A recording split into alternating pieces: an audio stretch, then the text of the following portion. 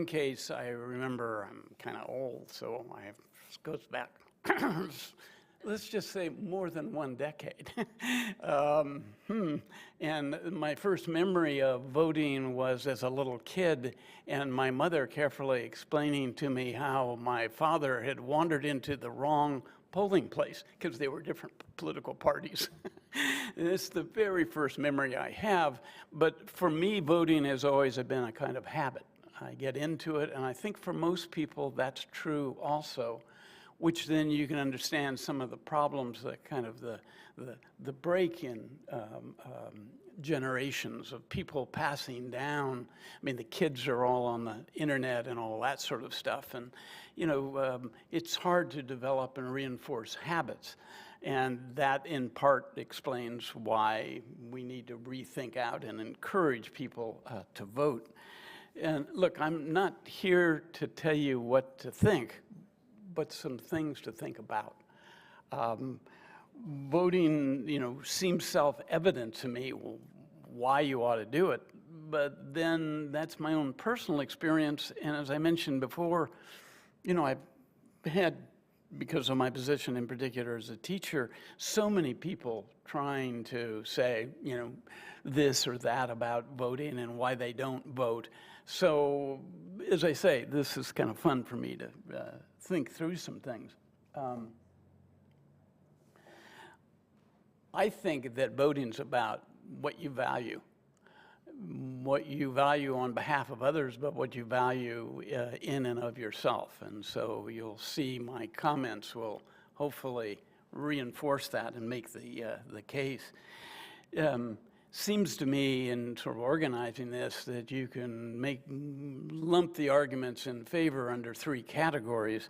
One, that it's a right, and secondly, an obligation, and thirdly, a responsibility.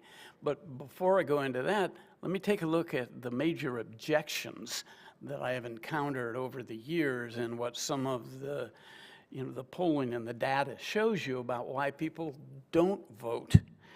The major response of people why they don't vote is that I don't have the time. You want to flip my Vanna White over here. The argument is, basically I don't have the time.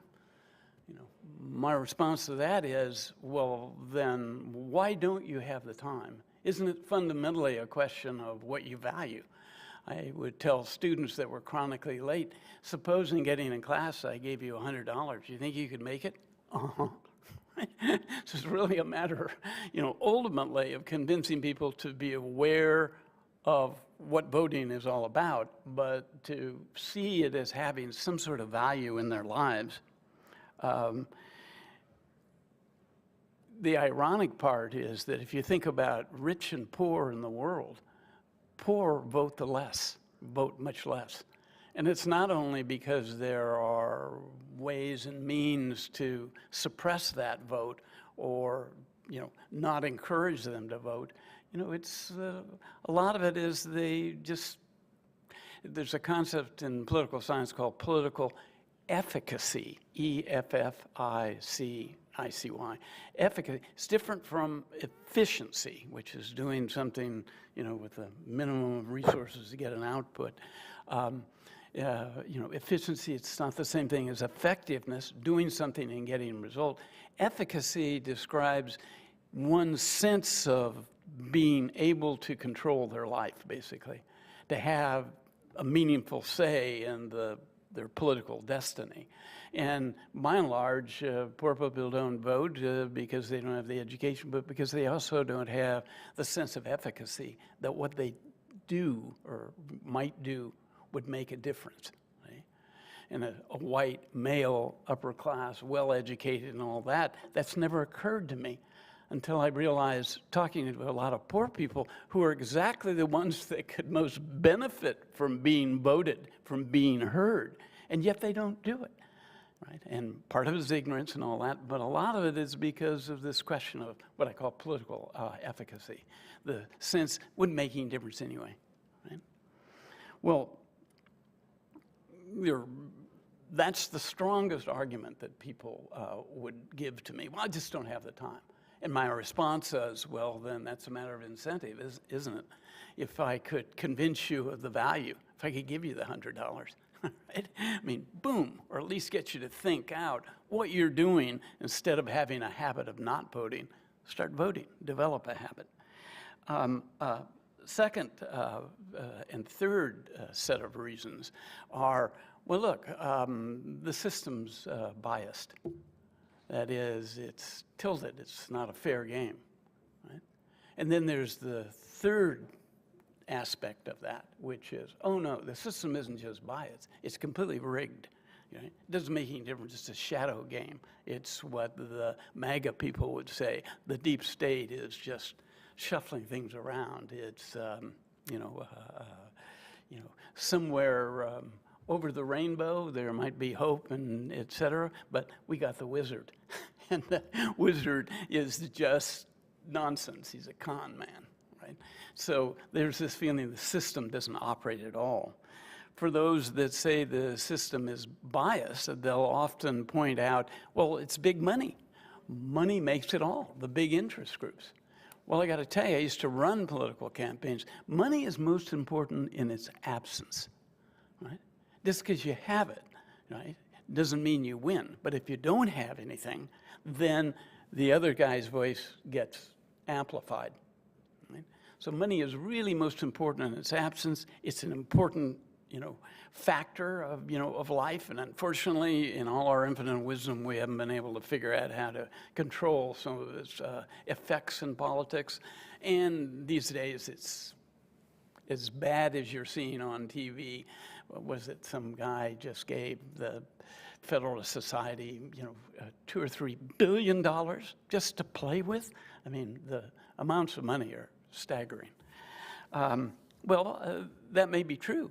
Okay, the big interest groups and all that. Well, then maybe what you ought to realize is that it's not only money, it's being involved in the military, we say, you have force multipliers. Well, the force multipliers is, joining people in your church or joining people in your Rotary or whatever the hell it is. There are lots of groups out there, including political parties, that can be your force multipliers. I mean, the sad thing is if you don't do anything else, then somebody who's got more money, they get heard. You don't get heard, right? So the game may be biased, but what should your response be? Well, then get off your rear end and your sofa and see what you can do about it, right? I mean, if you just go, well, there's nothing I can do, what you've done is surrender to the ground to whoever does something, right? Well, there's also, of course, the large argument that is around now, and about, unfortunately over half the Republican Party and probably about 35% of the nation seems to believe, that is that the whole game is completely rigged. The actual academic and also legal studies of the amount of corruption, stolen votes and all that sort of stuff, consistently shows that it's a very small factor. Doesn't mean it hasn't been more important in the past, but these days, it's like Trump's claim that, all those 60-odd lawsuits and recounts of votes, et cetera, over 2020. Well, consistently, they have all said, yeah, there's maybe about, 0.5 to 1.5%, depending on where you are, of votes that might be a little questionable and all that. But the vast number of votes, and especially we're getting better at the counting, that's not the case that we have a conspiracy. And yet that's the big MAGA thing now, that there is a deep state that is, completely, undermined the system from voting lasers out of, Italy, et cetera. You think back, for us who all have a little gray here and there, and particularly somebody like me, and I well remember the Kennedy assassination, and then the Kerner report, all the efforts to examine what went on, right? And, bottom line is that if there really was an assassination, they covered it up. My God, do you realize the numbers of people that would all have had to have been in on that? The courts, the whole judicial system, the whole legislative system, all the, almost all the newspapers and serious academic studies, they all would have had been wrong, right? And all in on the game to cover it all up. Well, the amount of evidence coming out of November, election as to voting fraud, I mean, there have been so many recounts, over 60 cases at the federal level, all the investigation, and they're all basically saying, Trump's full of it. Right? And yet, you still have about a third of the country that believes that. Right? Well, I guess there's nothing much you can do about that except try to throw evidence and then hope sooner or later that that will stick. One problem is that if you have, many of you probably smoked when you were earlier in your lives, what convinced you not to smoke? And the problem is if somebody's really a convinced smoker, then all the evidence to the contrary, A, they don't look for evidence to the contrary. But B, if they're really hardcore smokers, they can get into a conspiratorial framework like a lot of the MAGA people do now, in which the more convincing the evidence, the more they're convinced of how intelligent and sly and super, manipulative those who produced the evidence was. In other words, the more you prove something, well, that just shows you how clever the people are that collected the evidence. I mean, it's a self-reinforcing world. There is a big problem now, obviously, since voting is one of the fundamental foundation pieces of democracy. And you have, for the first time, a presidential candidate claiming fraud. I mean, what does that mean? It is literally as an existential, life and death threat to the whole idea of democracy. Well, so, I mean, there are many more objections, you hear, but, in the polls, what you find is that the number one people give for not voting is that they don't have the time. My response to that is, well, then you need to search for some value and realize there is some value there for others as well as yourself. And then the big issue now, of course, is that my vote won't get counted. It's big money. It's all those nasty guys that are controlling things. Well, okay. What are you going to do about it? There's a bully on the block. Stand up to him. Or at least get together with a few other people, and then you can stand. And that's what voting allows you to do. But, lastly, the big argument that the whole system is rigged. Well, vast weight of evidence is that it is not. And it's not just been tested, at the federal level, but the state level, and the executive, the legislative, as well as the judicial branches. So it's just doesn't seem to me that that's an argument these days that should hold weight. In fact, I would say that's a reason to vote. I went to Berkeley in the 60s, and I remember a great bumper sticker. It said, "Don't vote, don't encourage the BASTARD, don't encourage them," right? And then there's drop out, the hell with it. Well, that's silly, right? I mean, if there really are SOBs, then what should be your response? Not to drop out. That lets the SOB do whatever the hell he or she wants, right? Should be, confront them, do something, right? No matter how small the effort, right? Because not only what it might do for others, but what it might do for you to stand up to the bully. Well, those are the three big sets of objections. Well, then why vote? And I think it's a right, it's an obligation, and it's a responsibility. It's a, and if we can go to the next one, several things could be said, you know. Your right is guaranteed in the Constitution and in state constitutions. You do want to remember that we're the United States of America. And up until the Civil War, that was a plural, not a singular. The United States of America are. And that was one of, along with slavery, biggest issue of the Civil War. You know, states joined voluntarily, why can't they leave? You know, how much a nation are we, right? The key thing that you want to see is that the fact that we have, you know, we're composed of states as our building blocks. When they wrote the Constitution, they gave a special role to the states. So most of the voting, the registration, qualifications, all that sort of stuff, how the system operates, is done at the state level. So Georgia can be different than California or Alabama or whatever, right? So there's some difference in the way the game is set up. They all require first registering and then voting. And if you had, you know, 340 million Americans were, you know, in a pile this high, right? The number of people that are 18 and without a prison record and all that eligible to vote would be maybe about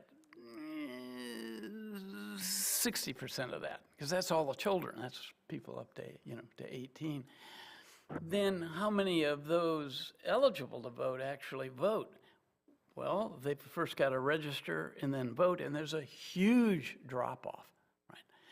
So that when you have a vote, we say it's the American people. Well, it's the American people is less than, way less than 50% of the American people actually get out and vote. And so you're a majority of, not much of a majority. In other words, it's a minority that ends up electing things for everybody else. The argument is often made we ought to make it much easier, or contrary, much harder to vote. And that's at issue now, is it not? Some states, in particular, those that tend to be more dominated by the MAGA, Make America Great Again faction of the Republican Party, are actively trying to restrict the vote, make it a little harder, right? What we found in 2020, because of the pandemic, was that most states went to mail by voting. We made it easier because there was a crisis. And what you saw in 2020 was a huge turnout, right? I mean, look, Trump won more votes than anybody else in our history. I mean, hands down. I mean, and millions more than he won in 2016. He won more votes than anybody else in history, except Joe Biden. Right? And so Trump got about 70 million, Biden got about 76 million. But if you look at the turnout, you know, people actually turning out, it just skyrocketed because we made voting easier. Right? So a lot of what's going on called the repression, you know, efforts from Georgia and other states is the Republican legislatures are trying to tamp that down, restrict the amount of voting because they figure it just made it too easy for groups they didn't particularly care for to vote. So there's an active, you know, struggle, state by state and locality by locality, and some to make it easier, some to make it harder to vote.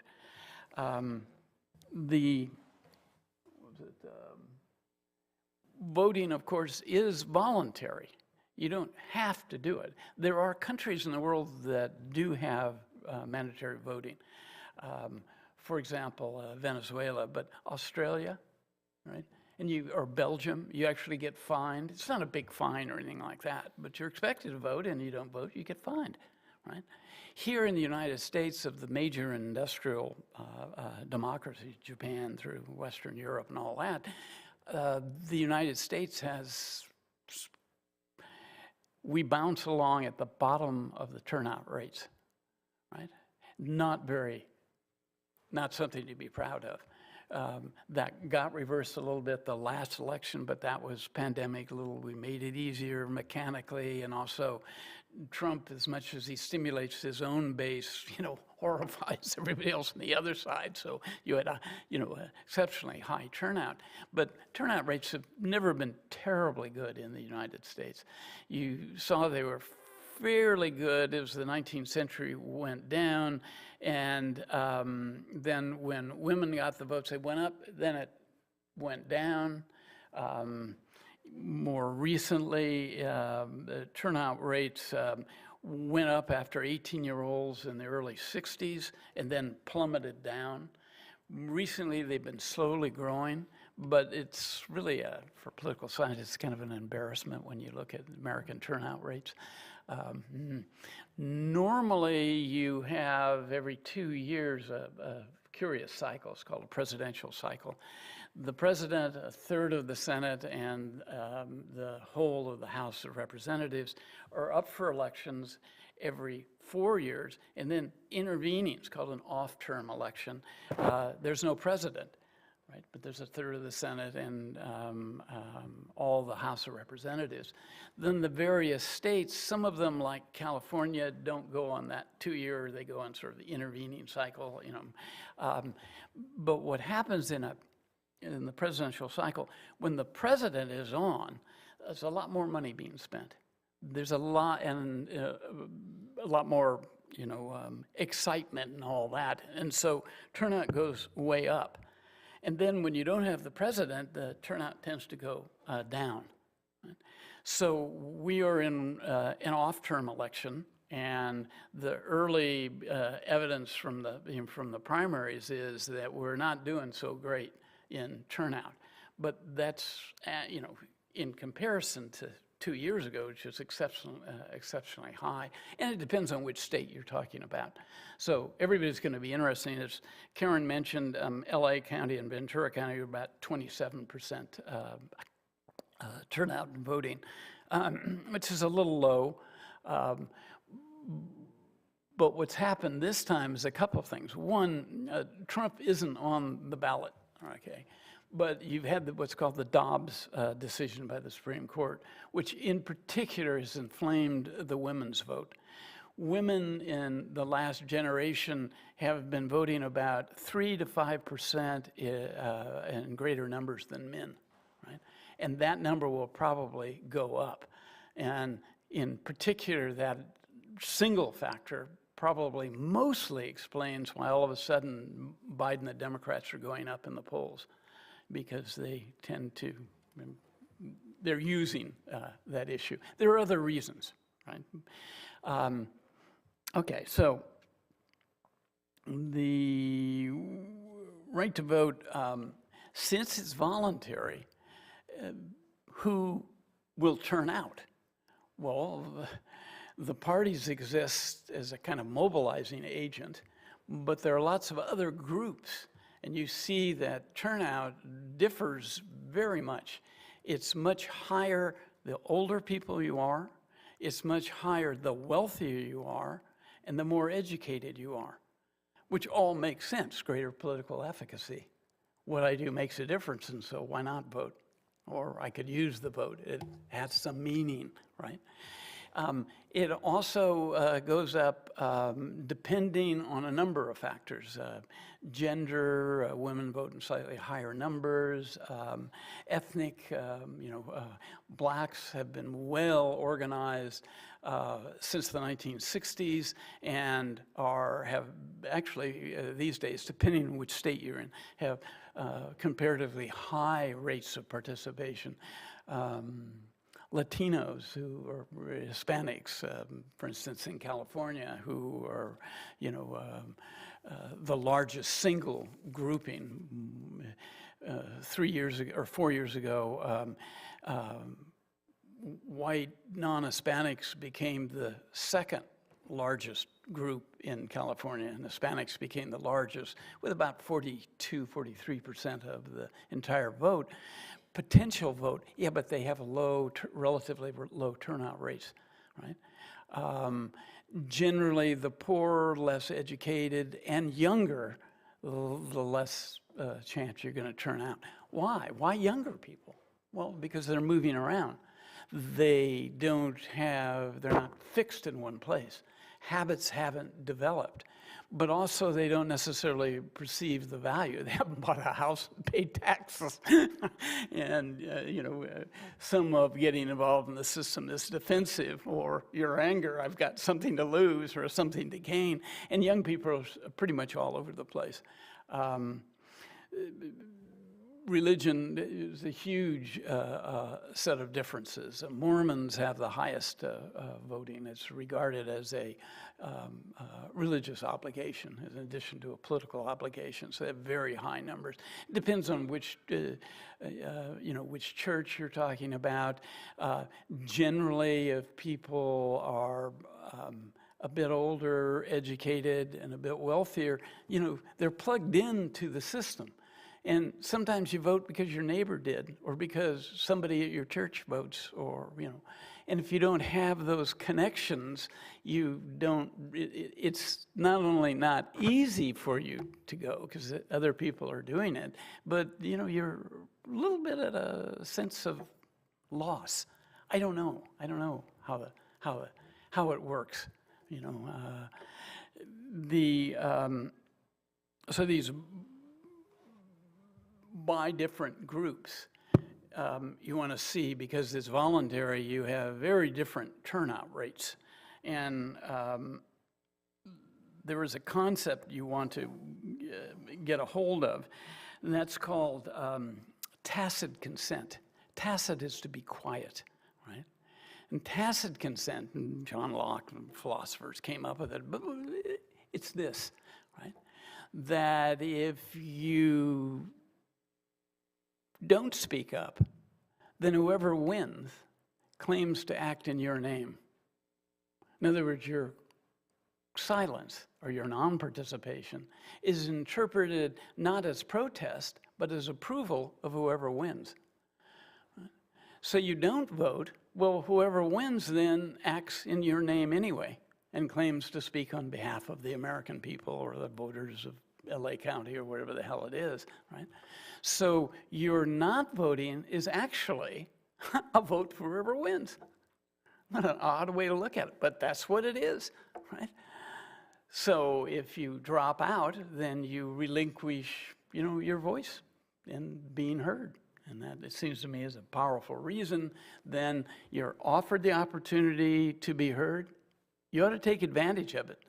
Because when somebody throws the switch in capital punishment to kill somebody, or abortion is allowed or isn't, right? Or what taxes you pay, is all going to be determined by people then that will say, well, you didn't vote, obviously you didn't care, but it doesn't make any difference because I won and I speak in your name. I represent you. I'm your representative. What actually are you doing? You're electing people that are going to allocate values to protect you or to tax you or to do all kinds of stuff or to kill people in your name. So I don't know about you, but I'd like to have some sort of a say in it. There's no guarantee my guy is going to win. You don't vote on the assumption that my guy will win. And if he doesn't, it's no fair. Wait a minute. It's not the way the game is played, right? You play in a baseball game, you want to win, but if you don't win, there's a certain value in playing the game and adhering to the rules. Well, let's go another one, because it seems to me that voting ought to be thought of as an obligation. Rights imply duties, right? Seems to me you owe something back. Because I enjoy certain rights and I am offered the opportunity, to vote, then it seems to me that, civility, common civility and sort of exchange, tit for tat, that I ought to vote. And that's not everybody's, feeling. They don't want to be thought of, well, I think most people who don't vote just don't even think about it. right? So it's hard to grab their attention and then try to convince them. But a lot of voting is, developing a habit. It's, I'm an intellectual, and I tend to over-intellectualize stuff. And lots of people I remember I would talk to, and I give them all these rational, beautiful little arguments, and they just look at me, what the hell are you talking about? Go away, right? I'm not interested in what you're having to say. Well, but if you feel an obligation to others, seems to me that what you owe them is participating in this game of that you might call society or politics. And one way, and it's not the only way, is to vote. It's a very visible way. But you know what? If you didn't like to vote, would you do something else, like give some money or make a phone call? I mean, there's lots of ways to participate. Voting, it seems to me, is, of all the different ways, is most special. Somebody that just mails a check in and feels they've done their obligations, and they're, to the society as a whole, they're missing something. It's like, I've been engaged in doing a lot of lecturing and education through Zoom. Well, I got to tell you, person to person is still much better. Zoom's okay. Right? And it's a kind of force multiplier. It's a way to reach larger people. Well, boy, being able to look somebody in the eye and somebody in the audience just saying, you're full of it, or looking at me like I can tell I'm not making the argument right because they're looking at me like, are you from Mars? Right? There's something about actually, like with voting, person to person, you actually get into the game. Physically, which I think is there's much to be said. Look, voting allows you to express yourself. And in exercising the vote, I think you're doing something different than mailing something in, right? Or making a phone call.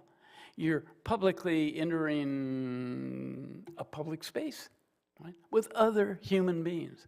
And there's a particular kind of enjoyment, but there's a little bit of an added value, right, that you've actually put your body into what you're doing. The voting, you might also think of defensively, right? It's a way of being heard and therefore not ignored. Right? And you might thereby help protect others, but to some extent you could protect yourself. It's not a terribly efficient way to do things, right? But it beats picking up a gun. It also has an effect that I spent a lot of time in Sacramento and Washington, and I will tell you, it changes the kind of calculus by which those who in the politics make decisions, it changes the way they look at things, because they always have to think, how's that going to play out? Who am I going to offend? And it forces them to think through, to the effect on people that otherwise they wouldn't do. Right? So your voting has an educative value for the people in power. Ultimately, it may be a way to get them out of power if they're screwing up, too. It's not, or warning them off doing something that you can't agree with at all. Otherwise, you completely surrender to them making all your decisions for you.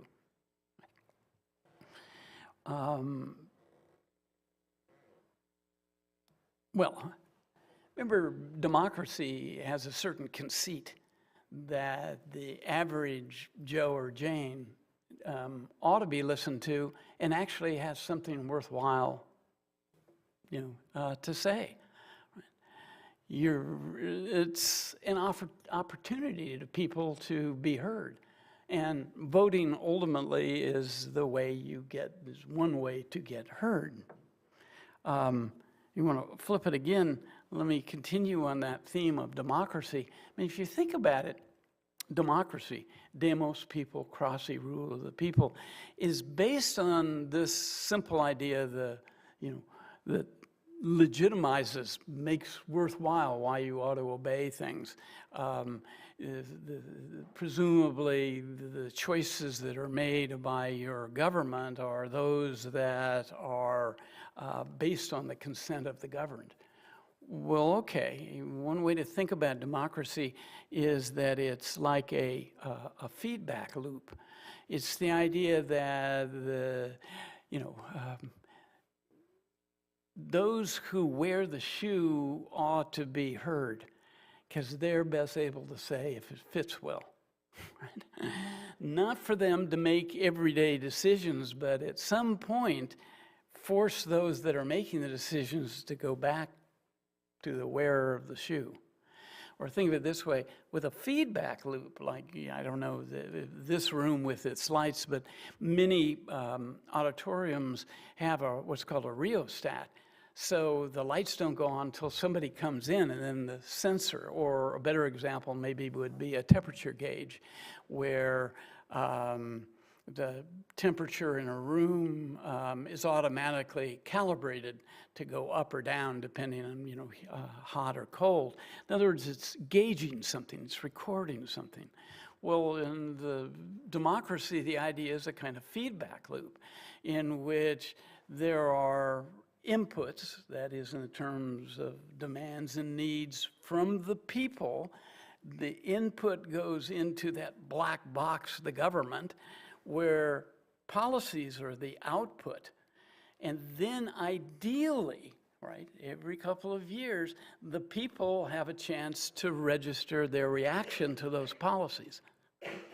Now that feedback loop is highly imperfect because the demands and the needs that are heard from the people, some people get heard a lot louder than others.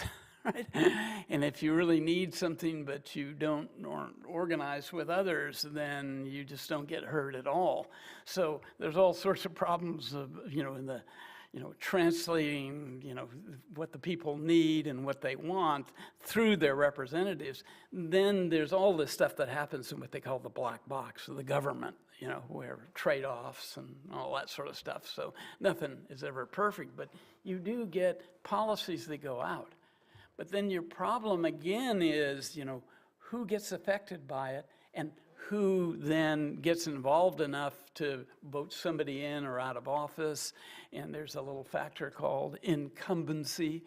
In any election, there's the incumbent, the person in office, and then the challengers. Well, automatically an incumbent has a huge advantage because they're already known. They have name identification. They're sitting in Washington or Sacramento for a couple of years. They have a staff worth $1 million, $2 million of people who do nothing but favors for other people. Right? So they're well known. They've already have, by virtue of being in office, a fundraising mechanism to get into office, and then everybody and their mother is throwing them money, lobbyists, et cetera. So, it's highly imperfect as to whether you can even get incumbents out of office, and by and large, your advantage of being an incumbent is like 70 to 90% in almost all elections, right? You have a huge advantage, right? So I'll give you an example. Suppose I live in Santa Barbara and there's a big fire.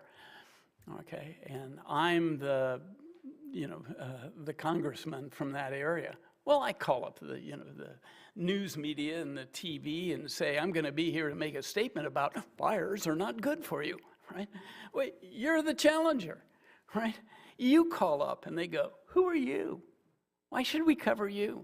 So I have these huge advantages, offices, name, idea, et cetera. So the wonder is an incumbent ever actually gets thrown out, and for the most part they don't, which is another factor, in this feedback loop. Hey, I've just given you a couple of examples why it didn't work very well, but that's the theory, right, of this feedback, the loop, and because people vote, right, they're given the opportunity every couple of years to throw somebody out. It's very difficult to do, but it does happen. I mean, that's what you want to remember. Your vote doesn't seem like very much, right? And once in a while it can be. Because one of the things that I skipped over earlier was that people will say, you know, my vote doesn't count. And it may be that their argument is because the system's rigged, or because big money, et cetera, biases the whole thing. But there's another little argument that's more sophisticated that comes up, and it's more from the people that study this stuff in closed rooms and, you know, go through reams of data. But there's an argument about, or it's not really an argument, it's a simple fact. Does your vote count statistically? And in reality, you know, your vote doesn't really count for much. That's the truth, right? I mean, your one vote in the state of California for voting for governor, and it'll be about 10 million people. Well, you figure it out. What difference is your vote going to make? And the truth is not much. It could, right? And once in a while, a race will be very, very close, right? And then there's usually a recount, et cetera. So there is the possibility that your vote will make a difference, but it's very little. And we don't like to talk about that very much. Statistically, it's incredibly small. Right? But it's still significant, right? It could make a difference. And the fact is, the politicians have to look and worry that it might make a difference, right? So don't give up on it entirely just because statistically it's so small. Well, let me look at there we go, yeah. And then we'll open up for some questions. Seems to me also that voting is a responsibility. Let me go back to that silly example I gave to you about a rheostat and the temperature in a room, right? What is your attitude if the room is too hot when you come in? I mean, you could say, I'm hot. Or you could say, it's hot. What's the difference? Think about the language you're using. It's hot is, it's hot, right? Where's my responsibility for doing anything? If I say, I'm hot, I am in my language embedding a different attitude toward the world. Responsibility comes from the Latin res thing, ponere, to plate. You place the responsibility for doing something on yourself, right? It's sort of like I'm on a diet. I open the refrigerator and, oh, there's so much good food there, right? Well, or, I go to a restaurant and, oh, that dessert, it's so good. Well, wait a minute. Why not say, I'm hungry or I'm not, or that looks good to me? Look, if you lead your life primarily in the first person, I and we, rather than the third person, you, it, something out there, you're saying an awful lot about yourself, right? A huge amount about yourself. Are you the one that's responsible for your life? I mean, it's worthwhile rethinking out some of your very language and how you embed yourself in the world. Well, voting, it seems to me, is a way of saying, I make a difference. I mean, it's really quite simple. There's no guarantee that the good guys will win. Socrates was killed by the Athenians in a public trial of 500 people. They said, you asked too many questions, die, right? Hitler came to power legally. There's no guarantee you're going to get what you want, right?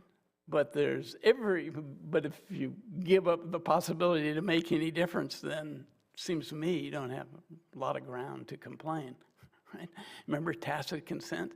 You're not voting is basically a vote for whoever wins, because they're going to claim when they pull the capital punishment, they pull the switch, they're going to claim to be acting in your name. Let me conclude by just a quick story. It's an old Chinese tale about a man who was fabulously wealthy, and he had 3 sons, and so he. On his deathbed, they all went, Father, what are we going to do with all your gold and all that? And he said, well, I buried it. I buried it in the fields because I want, I don't want people running around, ransacking the house, et cetera. I buried it in the field, and boom, then he died. Perhaps not finishing the sentence. Okay, so what happened? In the following years, the sons and their families searched everywhere, dug up the fields, for months and months and months, and couldn't find anything. And out of their despair, after a year, they then planted their crops. And because they tilled the soil, they had a bumper crop and became wealthy. Maybe that's what democracy is. It offers you an opportunity to be a little bit better than you suspect you are. It offers you an opportunity to make a statement. I am in this world, right? And it's not only I'm going to protect other people, but damn it, listen to me. Right? And you give up that opportunity. So voting's, as far as I'm concerned, it's not just a legal right, obligation you owe your fellow human beings, but it's a statement about yourself. And so that's why I like to vote. All right, let's go. So if I have any questions, I can. Oh, we got a. Wait. Oh. Come on, wait. You're on candid camera. Berkeley class of 66, how about you? Did you hear me? No, I didn't hear the first. Berkeley class of 66, how about you? Yeah, I was class of 1960. Oh, okay. Well, no, 64. That's when I went okay. there. I was at 64. Okay. My first question is, I know there have been many other elections that have been disputed, 2000 for one, but even back in the 1800s. But has there ever been one where the idea of fraud or rigging has been so loudly proclaimed? Probably. Probably one of the most controversial was the Bush-Gore, when you had, bottom line, the hanging chads and all that, and 3 states then reduced finally to 1 in Florida, and that appealed to the Supreme Court from the state in which Bush's brother was the governor, and then it went to a Supreme Court, heavily Republican, that just said, stop, right? They're disputing the vote has been a pastime ever since Jefferson won in 1800, which was the first occasion of a, transfer of power between different political parties. But there have been lots of times, not as severe as this. And generally, just as in the case of Gore versus Bush, Gore swallowed hard and said, okay, I'll play by the game, and congratulated Nixon. Boom. Even in the 1960 JFK versus Nixon, lots of evidence came up that in Chicago, Mayor Daley managed to get whole graveyards to vote. I mean, there are all kinds of problems. And give Nixon his credit. He just said, no, we can't linger. This can't be, we can't, carry this out too far. As for 2016, where the guy who didn't win as many votes still became president because of the Electoral College, Hillary Clinton lost. That's happened, actually. The person who has won the most electoral votes, but not the most popular votes, has happened, I think, 4 times. Most recently, the Clinton, Trump, and then before that, the Gore, Bush. But it's happened also in the 1800s as well. We have sort of a building accumulating thing because things are complicated with January 6th and the fact that Trump has not only says it's fraudulent, but refused to, to concede. It's in the magnitude of what's going on. In short, quick response to, yeah, we're in deep trouble, and it hasn't quite been as bad as this in the past. I have 2 other questions. It is up, there it is, okay. Do you see the vote by mail continuing in other states? I know California is, but do you see it in other states continuing past the pandemic? With the vote by mail, will it continue? Yes. Some states will close it down, but it'll continue in California. Actually, Oregon was one of the first states to adopt it and has had it for 10, 15 years. I mean, there are other states. It's not suddenly something that went boom, we had precedent for it. It's always a matter, when you look at turnout, deciding what you're going to do is who's going to turn out the best. And it used to be that, for instance, in California, by and large, the Republicans were the ones that like the vote by mail. Why? The Wrinkle Brigade. We turned out in higher numbers, because by voting by mail, it was easier to do it, right? And now it's on the other side. The idea is that there'll be many more poor people, more inclined on the Democratic side, and more young people. I mean, we're still. You remember when in 2008 Obama won? They attributed his win to what was called the. What was it, the ascension of the, the coalition of the ascendant, by which they meant women, minorities, and young people turned out in incredibly high numbers. And that's basically what the Democrats are trying for. And all 3 of those groups would be more advantaged for getting new voters, probably by voting by mail. So voting by mail is, in part, you see there are differences between different states. California, yeah. I mean, we're right jamming it into the system. Okay, my last question is, you talked about trying to change somebody's mind, and you can't do it with logical reason that just makes them, gets their backs up more strongly. So how do you suggest that we discuss differences and possibly help people change their minds? Yeah, how do you get people to change their minds? I mean, there are whole libraries on this, very difficult to figure out. One thing that you shouldn't do is give up all efforts to try to get them to change their minds. I mean, there's the old expression that all evil needs is for good men to do nothing, right? You don't want to seed the ground, but to yell at them isn't going to accomplish much. You just have to be civil and offer, be Christian, literally, offer them, here's the information, and not think that you're necessarily going to be, terribly successful. It's the leaners that maybe you could change. I mean, there's a problem. Back in the 1950s, a wonderful book was done by a man named Hofstadter. Called The Paranoid Style in American Politics. And, it's a strong, both left and right, strong current that has been from the get-go in this country. It's kind of a paranoid, conspiratorial way of thinking of the world. It's a little different now because of, I think largely because of exploitation by Trump, but I don't want to get political, okay? But nonetheless, and the fact that,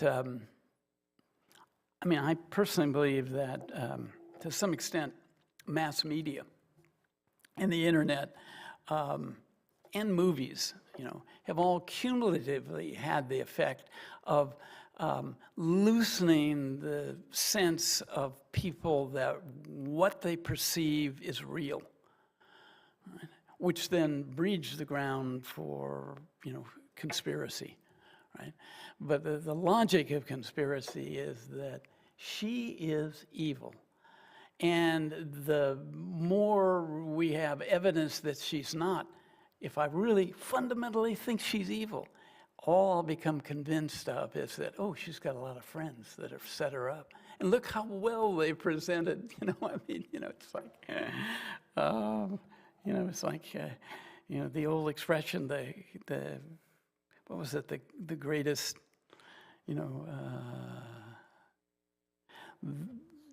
the greatest danger Satan, poses that he is convincing us he isn't real, right? Sort of reverse that and to realize that those who get caught in kind of conspiratorial thinking, whether it's JFK and the Hill was really, assassinated, or Trump, unless you have enough faith in the system so that there's somebody neutral, I mean, they're stuck. They're not going to get out of it. But you don't want to cede the auditorium to them. Right? You got to keep in there, but if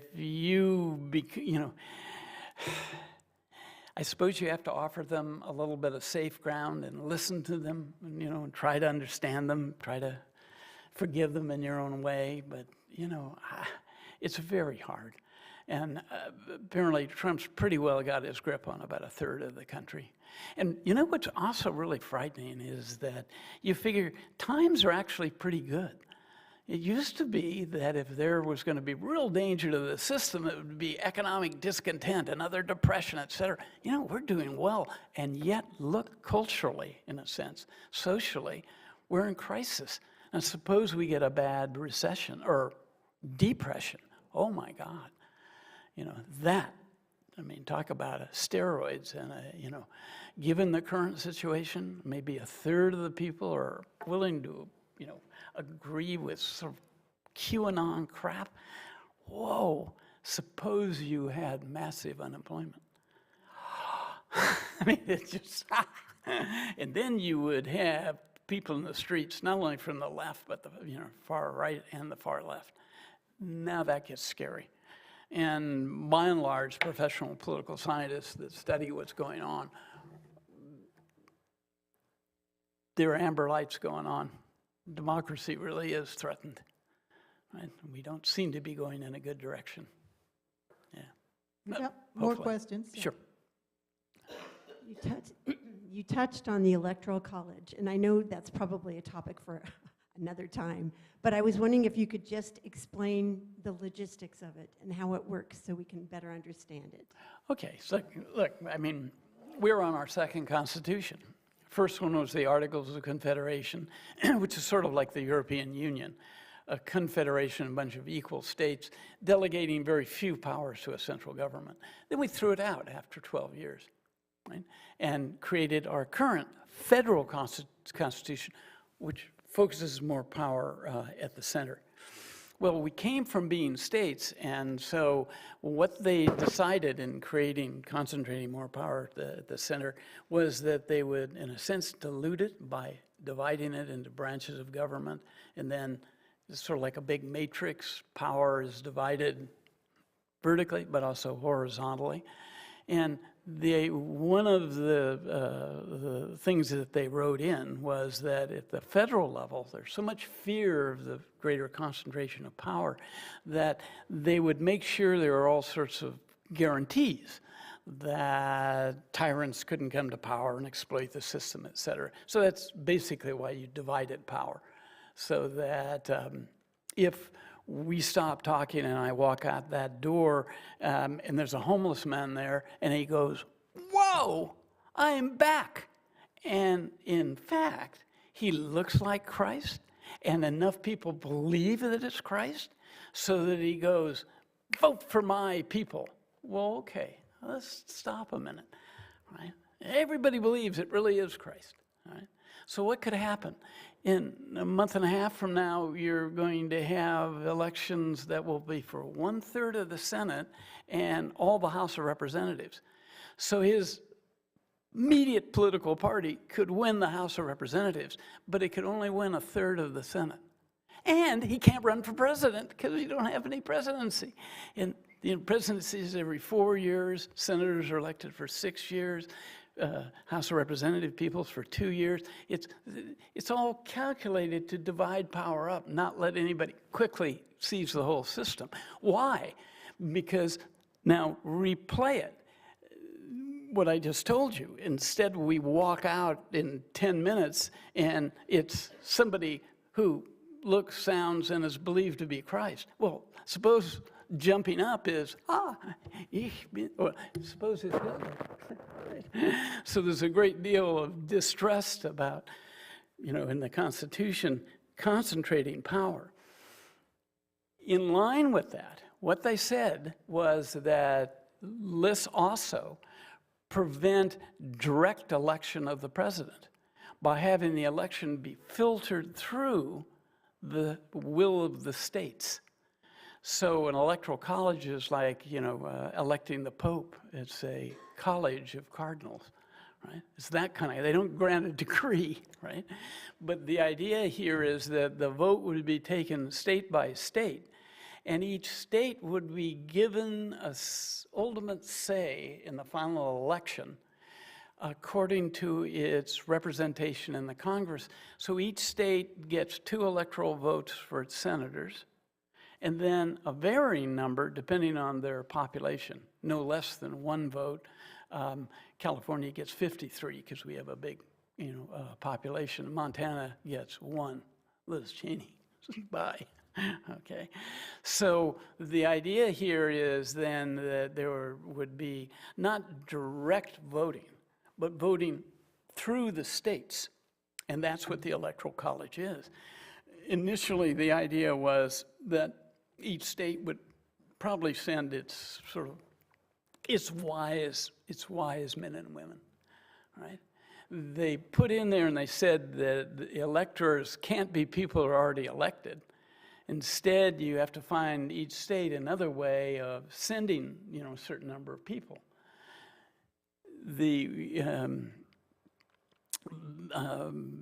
When the political parties were later formed, it reshaped the Electoral College so that, for instance, almost all the states simply say, each party will put up a slate of electors. You don't even see their names, right? You think you voted for Trump, or you think you voted for,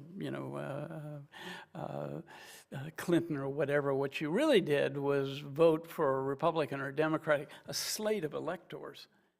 And how many electors are there? Equal to the federal representation.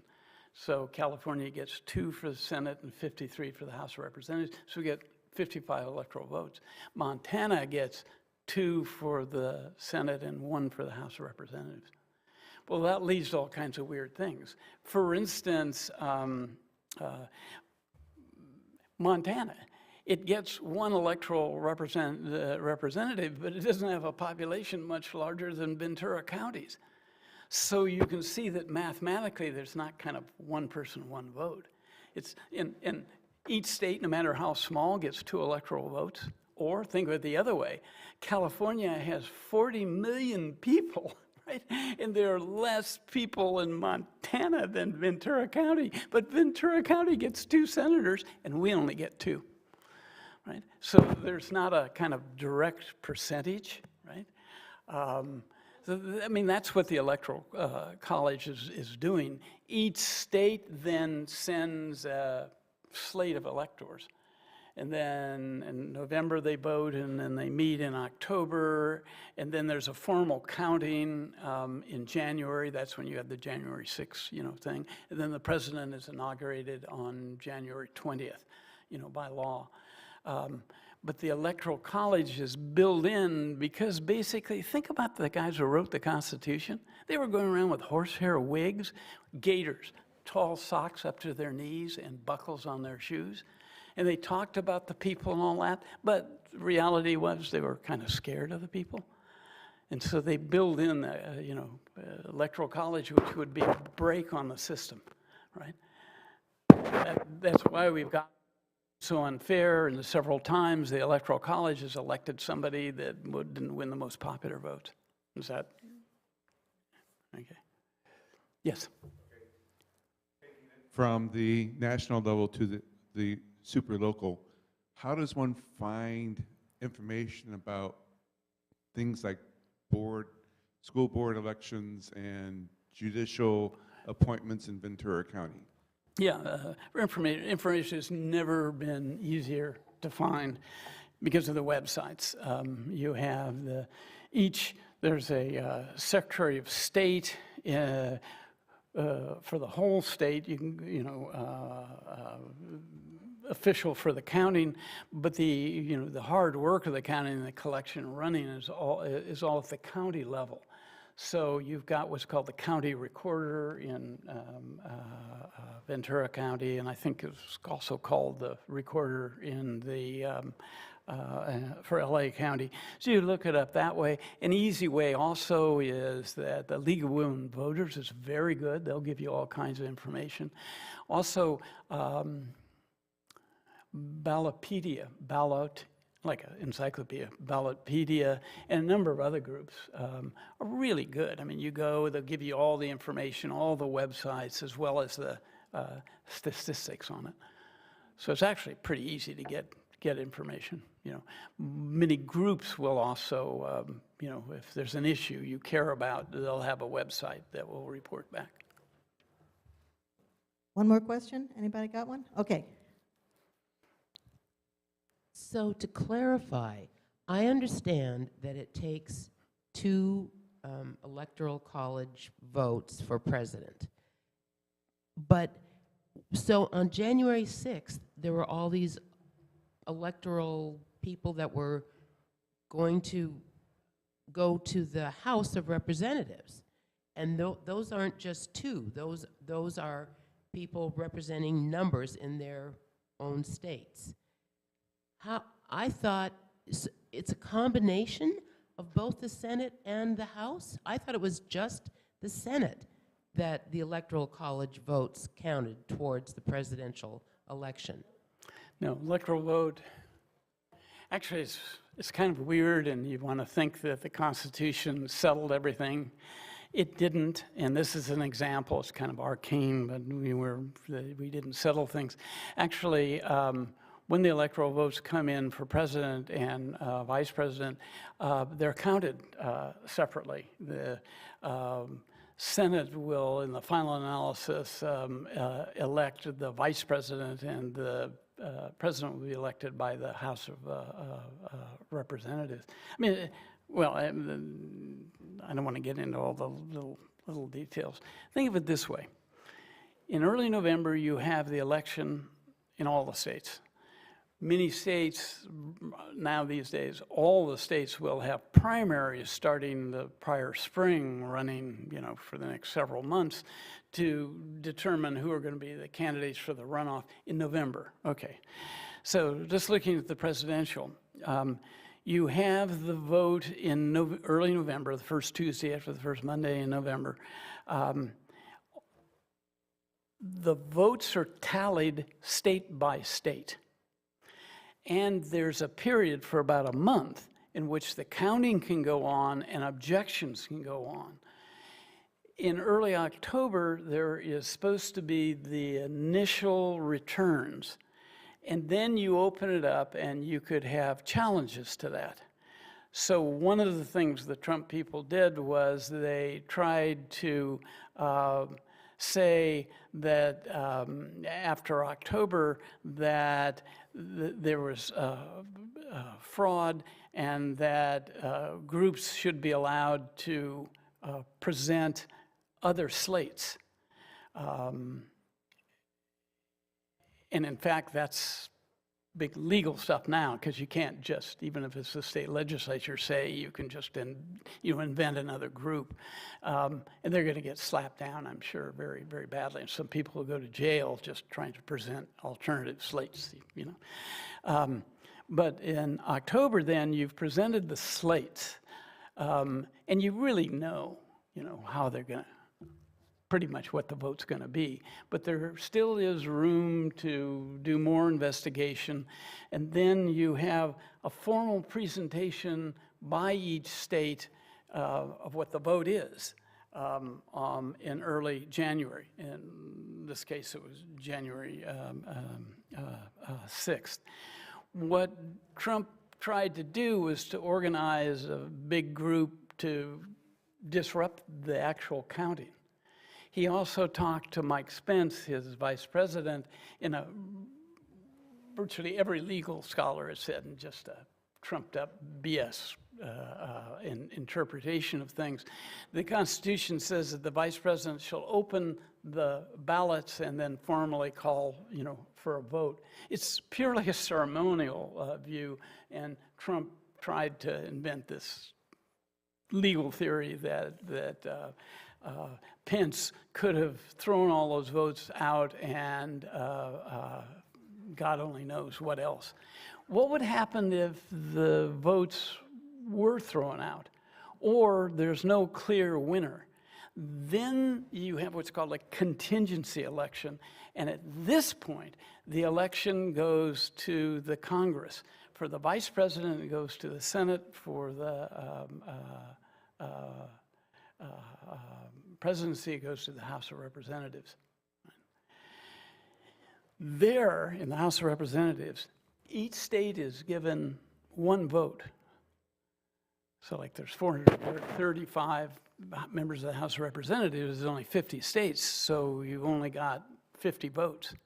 Since the Republicans currently hold about 26 of the states, very, very red, right? I mean, the big populous states, with the exception of Florida and Texas, are clearly Democratic on the coast, et cetera.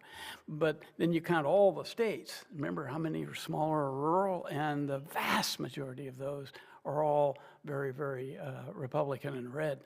So the thinking is that if the election had been thrown into the House of Representatives, where each state votes as a unity, one vote, and the Republicans had 26 out of the 50 votes, solidly locked. I mean, we're talking about state legislature and all that.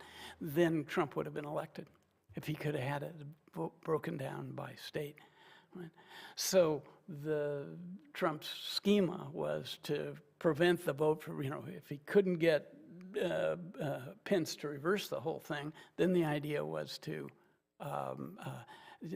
just make it impossible to vote, hold up the vote, hoping that out of the chaos, somehow people would, I don't know what they thought in the long run. It was a pretty desperate move.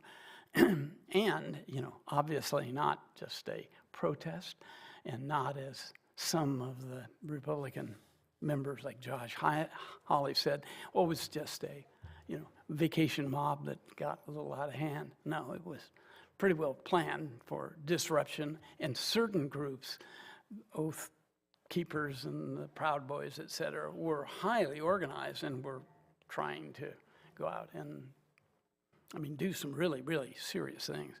So sometimes we refer to this as an insurrection. Yeah, there was a minority. Most people were probably carried away, but they were organized and sent that way. And if you or I had organized a mob that subsequently got out of control, we would be in jail. Period. Okay, I'm going on too long, though. Karen. Thank you very much. You're welcome. Thank you. I have just a few announcements, and then we're done. You want to get out of the hotline, you're welcome to. Out of the hotline, Karen. Okay, a couple of things. I have voter registration forms, and something I do want to point out, number 6, ask for your address. There's now a provision on here that says if you don't have a street address, like 2462, you can put down, I live in the park at the corner of Burbank and 10th. So people who are homeless still have a right to vote, and they have a way of registering. So if you know somebody who's homeless, encourage them to register to vote. But we have voter registration forms back there. These are specific to Ventura County. Now, I went to the Ventura County Electoral's office. It's in the basement at the Hall of Administration. And I asked the lady, I said, I voted by mail since was an opportunity because of my work schedule. How do I know that my vote gets counted? Because I mail it in like 3 weeks before the election. And she told me the voting process, early ballots, we have early drop-off now, we have mail-in to try to encourage people to get their votes in and not have long lines on election day. They actually are counted when they are received. They're checked in. The votes go to whatever the category is, but they're not public. They're not counted because legally you can't count the vote until election day. So in this case, it's November 8th. But as soon as that's possible, they push the button and that's why when we turn on the TV, we see so many early election results, because those are mail-in ballots, absentee ballots that have already been sent in or now dropped off at boxes, and they do have an election box outside of the Hall administration, and there's one in Cal Lutheran. She gave me a list here of general election information and vote center locations. So for those of you that are here, I have one copy. So if you want to know where to vote, depending on what city you live in, we have that information. And then they have the actual polling places for election day. I have family members who insist that they can only vote if they go on election day to a place, stand in line, and vote. So I have lists for those too. She also told me about her favorite t-shirt. She saw a poster. Sorry, it was a poster. I want to put it on a t-shirt. When she first voted at 18, they had a picture of the polling, you know, in the old days where you got in the little cloth-covered thing in. So you see the cloth-covered ballot box, you see the feet standing below, and it said, show up or shut up. So that's my motto this year. And thank you. I saw that one up there on the, if you're not at the table, you're on the menu. Love it. I would like to promote World Food Day, October 16th. The ELCA is going to have on their Facebook page and YouTube channel, you can access an hour-long program at 4 p.m. Central Time, so that would be 2 p.m. here? 2 p.m. here. Rick Steves, the travel guy, he's also the food guy. And he's going to be hosting this informational event. It is actually World Food Day celebration. So you're welcome to join, and we are, I think, putting this out in our newsletter. Then, upcoming events for us. October 15th, we're going to have the 2022 propositions and measures. We're inviting, and Linda's still working really hard to coordinate to have the League of Women Voters do it. We do have, a couple of Plan B and C things we're keeping in the back pocket in case League of Women Voters doesn't work out, but again, it'll be here from 10 to 11:30. November 19th, our event is going to be called Giving Thanks, and we're inviting Manna and the Agoura Hills Food Pantry to come and talk about their organizations, and we will be inviting, again, the community and asking anybody who comes here to please bring some non-perishable items that can be shared with the pantries for their clients for Thanksgiving.